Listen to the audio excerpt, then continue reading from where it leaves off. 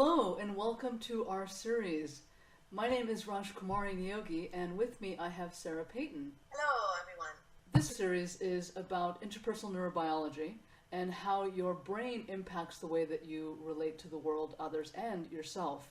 And really, because of my curiosity around disruptive diversity and a different way at looking at the workplace, I invited Sarah to be a part of this conversation so that we could delve really deep into things like blame and compassion and empathy and how those relate chemically, how those relate physiologically. So I invite you to sit back and enjoy the ride and adventure and get curious. And as questions come up for you, feel free to email either of us. Our email addresses are on our website. And with that, I would love to introduce Sarah Peyton. Sarah is a certified trainer for the Center of Nonviolent Communication, and she offers trainings that braid together both nonviolent communication and interpersonal neurobiology. And she takes both of those concepts and then weaves that into something called family constellation. So all of these things I am also absolutely fascinated with. Her work focuses on the way that words change our brains and help us develop self-compassion, which is the key to disruptive diversity and the concepts behind it. She is in a continual process of integrating neuroscience research with 3D exploration. Would like to know more about that, Sarah, of our human lives. She teaches communication at the college level, and her writing on interpersonal neurobiology, constellations, and empathy is published internationally. Her passion is watching people's self-understanding deepen into warmth. That makes me very happy. And you can contact Sarah at empathybrain.com, and her email address is on her website.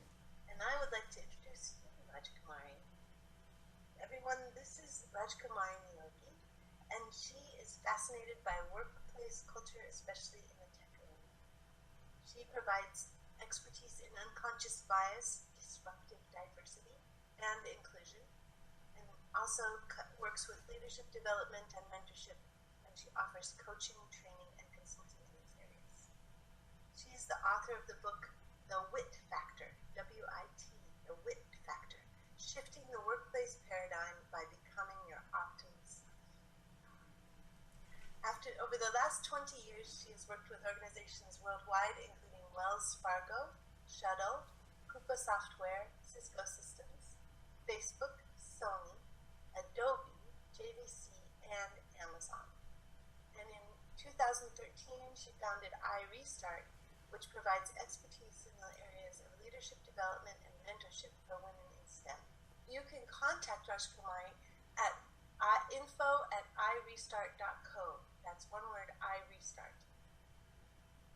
And she's just created a new website, which is disruptivediversity.com.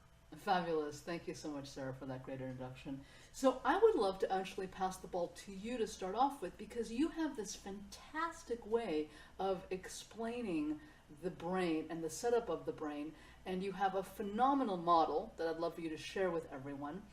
And as we start this conversation, I would be curious to know from you a little bit more about empathy and just talking a little bit more about belonging and inclusion and how that brain and the different hemispheres relate to those concepts.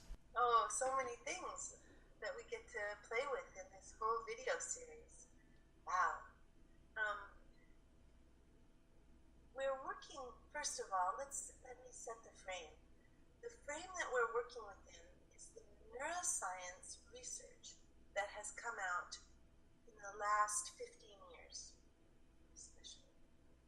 Because starting in the 1990s, there were new MRI machines available for cognitive and social neuroscientists to begin to kind of play with what it's like to be human and how we think about each other, how we use our brains in relationship, how our relationships change us, and how we are supported by warmth, surprisingly enough.